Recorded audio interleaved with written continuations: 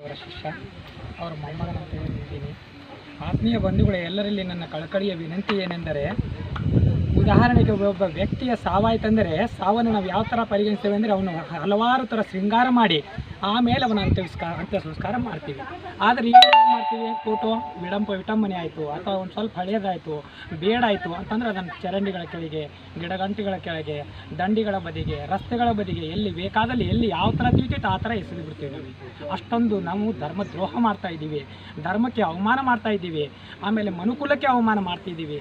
ಅದಕ್ಕಾಗಿ ಈ ಥರ ನಾವು ಮಾಡೋದನ್ನು ಬೇಡ.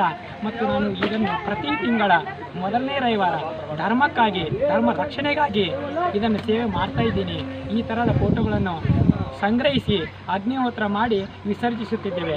ಆದರೆ ಈ ಕಾರ್ಯಕ್ಕೆ ನಮ್ಮ ಅಜ್ಜರು ಇದಕ್ಕೆ ಆಶೀರ್ವದಿಸಿದ್ದಾರೆ ಮತ್ತು ಬೆಂಬಲ ಕೊಟ್ಟಿದ್ದಾರೆ. ಅದಕ್ಕಾಗಿ ನಾನು ಆತ್ಮೀಯ ಬಂಧುಗಳು, ಇವತ್ತು ನಾನು ಏನು ಹೇಳ್ತಾ ಇದ್ದೀನಿ ಅಂದರೆ, ನನ್ನ ಜೀವನದ ಕೊನೆಯ ಉಸಿರು ಇರೋ ತನಕ ಈ ಕಾರ್ಯ ನಿಲ್ಲಿಸುವುದಿಲ್ಲ. ನಾನು ಇದನ್ನು ಪ್ರತಿ ತಿಂಗಳ ಮೊದಲನೇ ರವಿವಾರ ನಾನು ಮಾಡ್ತೀನಿ ಅಂತೇಳಿ ಅಜ್ಜರ ಎದುರುಗಡೆ, ಆಮೇಲೆ ಹಿರಣ್ಯಕೇಶಿ ನದಿ ಎದುರುಗಡೆ ನಾನು ಪ್ರತಿಜ್ಞೆ ಮಾಡ್ತಾ ಇದ್ದೀನಿ. ಇದಕ್ಕೆ ನೀವು ಕೂಡ ಸಹಕರಿಸಿ, ಆಮೇಲೆ ಸಹಕರಿಸುತ್ತೀರಿ ಮತ್ತು ಇದನ್ನು ನೀವು ಕೂಡ ಪಾಲಿಸುತ್ತೀರಿ ಅಂತೇಳಿ ನಾನು ನಿಮ್ಮೆಲ್ಲರಲ್ಲಿ ಕರಜೋಡಿಸಿ ವಿನಂತಿಸಿಕೊಳ್ಳುತ್ತಿದ್ದೀನಿ.